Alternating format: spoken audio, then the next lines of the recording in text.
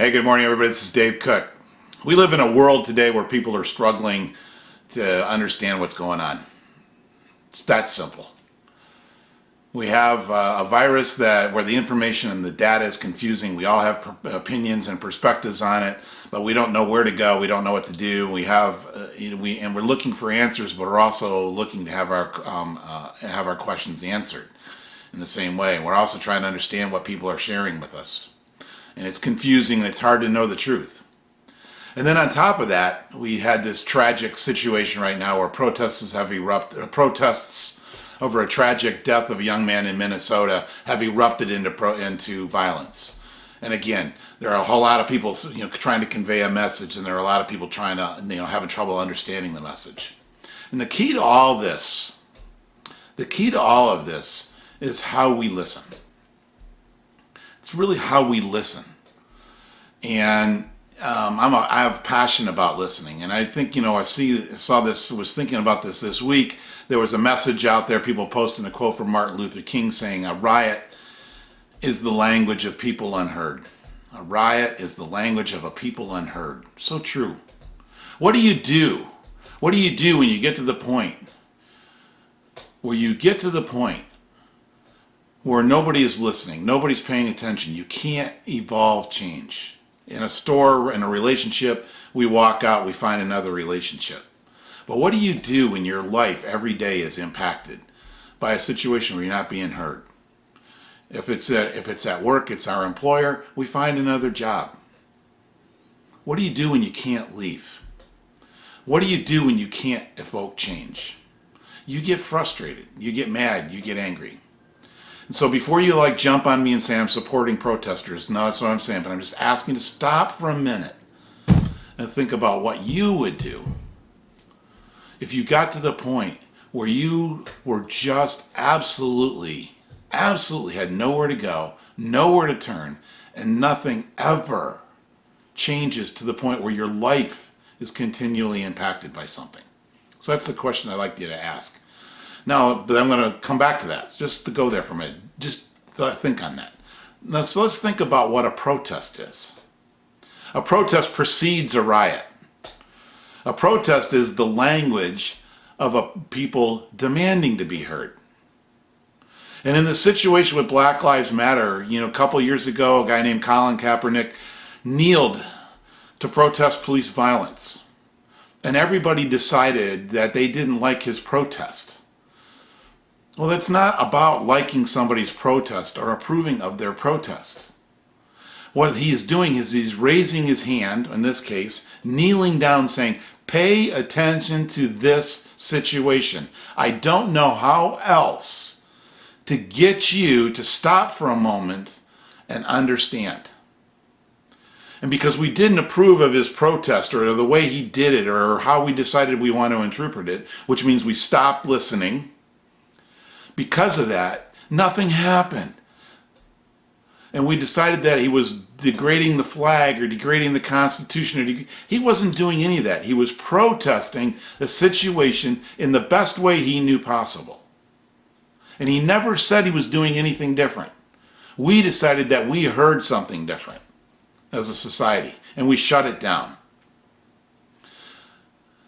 Okay, so that's it. Now you guys can argue with me, and that's fine. I'm prepared for this. But let's step back for a minute and say, what is it that somebody else is trying to convey to me that I'm not listening to? And that's really what this gets down to. Look at me. I'm white. I'm male.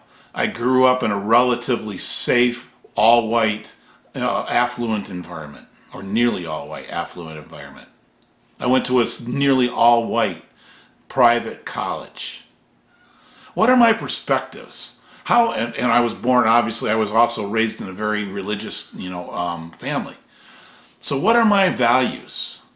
What are my teachings? What are my perspectives? What have I learned? What have I studied? How was I influenced?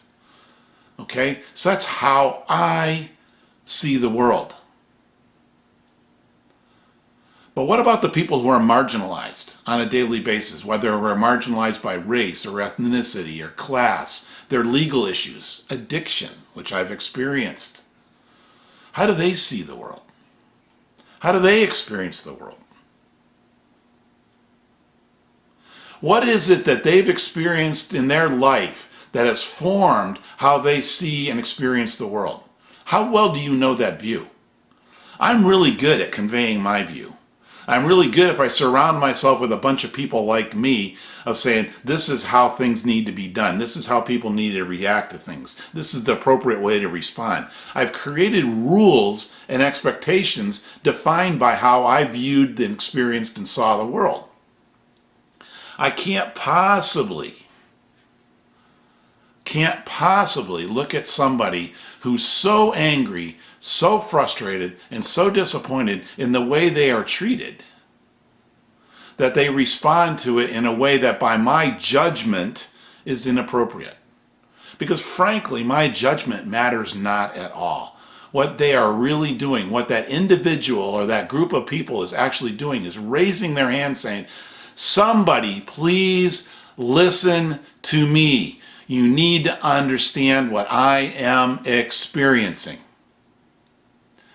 And the only way we can do that, the only way I can do that, is to completely clear out my perspective of the world, how I see it, experience it, believe it, know it, whatever, and create a space for somebody who has a different story, a different perspective, a different understanding, a different experience, and understand how they see the world and why they see the world in that view and what experiences have formed those beliefs.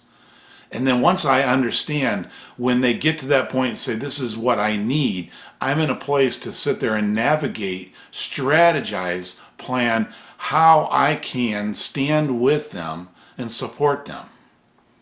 But if I stand on a street corner or stand on look in a Facebook post and judge somebody's behavior from the place that I grew up and the way I see the world and criticize what they're doing and why they're doing it, I'm creating no environment for that group of people to be heard. And until I do that, we together cannot create change, because we're always going to stand on opposite ends of the spectrum saying my view is right, my perspective is correct, and what I know and what I believe and why I know it and why I believe it is how things need to be done. Guys, I got news for you. That's crap. The only way it's going to be done is if we all get together and we understand how other people see the world and why they see the world that way, and how those beliefs and values and experiences form their opinion and how what they're looking for. So next time you want to judge somebody, stop. Go into learning mode. Sit with somebody and say, tell me your story. I'm here to listen. I'm here to understand. I'm here to make sure you are heard. Have a great day.